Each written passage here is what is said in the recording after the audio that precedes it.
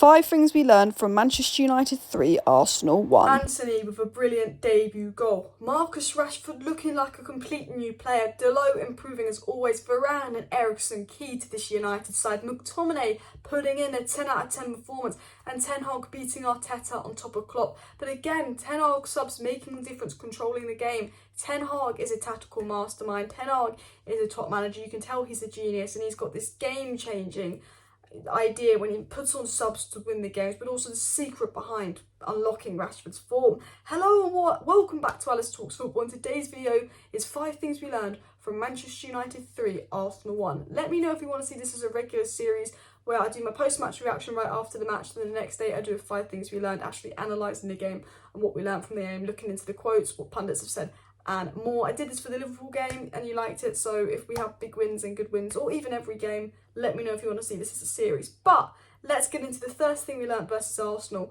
which is Ten Hag is improving Manchester United players.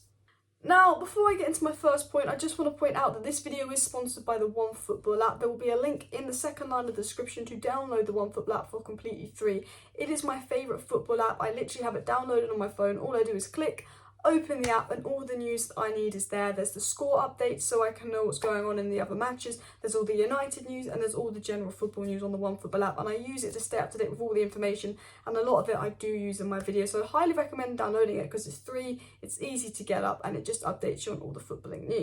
So what I've noticed under Ten Hag is a massive improvement in players. I think the most notable is Diogo Dalot this season, how he just looks like a really good right back so far this season. He's getting some consistency, he's looking good. I mean, even the improvement in Dalot's crosses, and Dalot put a really good cross into Eriksen right at the beginning of the game, which I think Eriksen should have scored. Dalot's deliveries were brilliant, but also Dalot's positional awareness. I don't know if this is the impact of Varane, but Dalot seems to know where to position himself and all of that. Marcus Rashford looking so much better. You know, decision-making of Marcus Rashford. I still don't think he's a striker, but he was brilliant today. But what I've noticed is his decision-making, the runs he's making. I've always said with Rashford, he's a good player, but with low football IQ. But Rashford, you know, Ten Hag must be working on Rashford's football IQ, because times where Rashford would have shot, he was passing it and he got that Antony assist. And then Rashford was making the right run, staying on side, making the right passes, the right decisions. He had 2 shots and scored both those goals. In the past, Rashford would have 10 shots, miss them all. And then when he should pass, he'd shoot. And when he should shoot, he'd pass.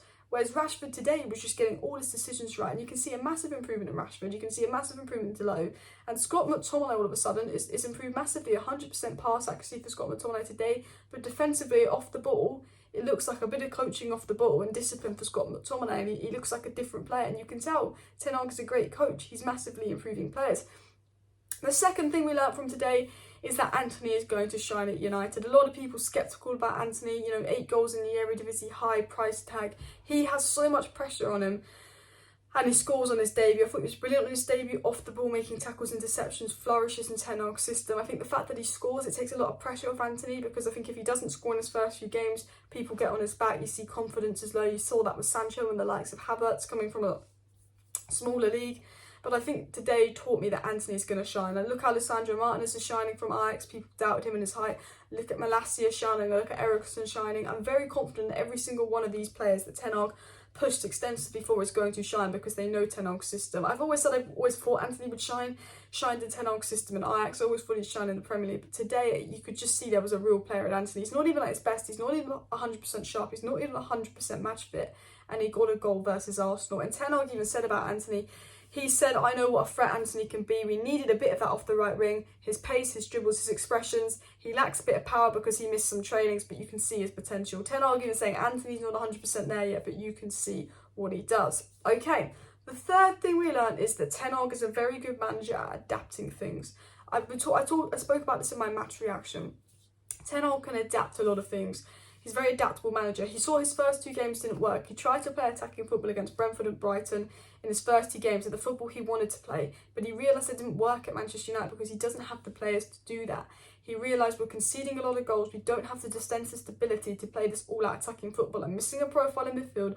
I'm missing a profile in defence. So Ten Hag's playing a different style of football to what he normally plays at Ajax. He's adapting his style of football to the best suited needs of the team. He's gone, okay, well, my tactics don't 100% suit the players I have, because obviously I've only just got to United. It's going to take 2 or 3 transfer windows to get all the players I need to play the way I want.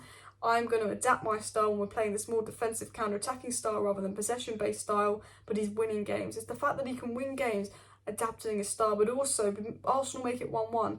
Arsenal were going back into the game. What does Ten Hag do? He subs on Fred.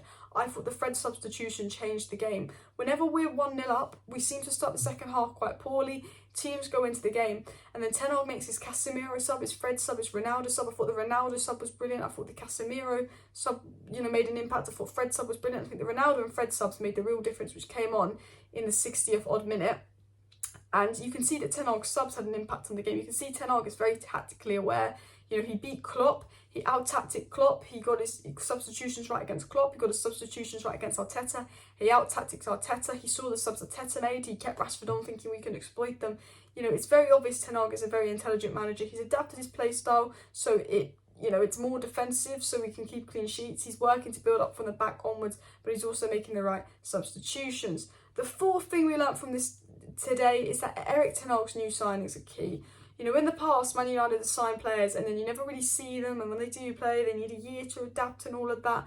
You can tell that every single one of Erik Ten Hag's signings, apart from Casemiro, because that was meant to be De Jong, were key to his plan. You can tell that the way Antony started right away and Antony got a goal, you can tell Antony is going to be key to his plan. You can tell Malacia is a very good up-and-coming left-back that's going to be key to his plan. Martinez is absolutely key to his play style. I think Martinez could be United's most important player because he's the left-footed centre-back, and as you can see at the moment, tactically, we're playing out from the back, we're keeping possession in the back. Martinez is breaking the lines, actually creating a lot going forward. Ten Hag's trying to build a team from the back. He's trying to play out from the back. He's trying to play this kind of possession football at the back. He needs that left-sided centre-back for balance. But also Martinez and Varane have obviously built a very solid partnership. Eriksen is 100% key to Ten Hag's system again. The midfield, Martinez is key to the defence.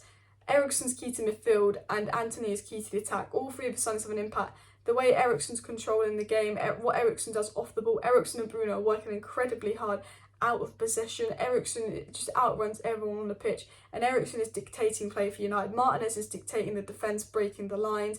Eriksen is dictating the play, and Antony's having an impact in attack. And we haven't even seen the full Antony yet.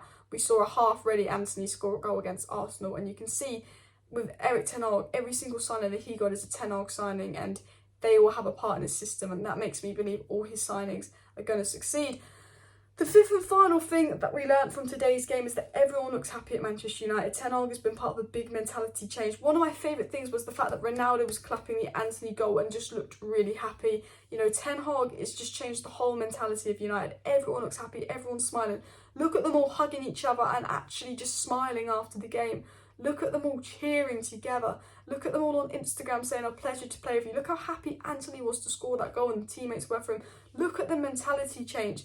It felt only 2-3 weeks ago that no one wanted to be at United, no one wanted to join. Everyone was here, was miserable, and we're going into another miserable season. And within 2 weeks, we've won 4 games in a row.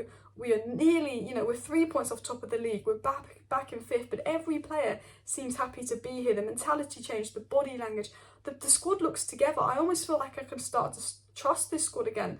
The whole United team looks together. It looks like they want to play together. They look happy together. They're working together. The fifth and final thing, as I said, is everyone looks happy. Everyone's working together.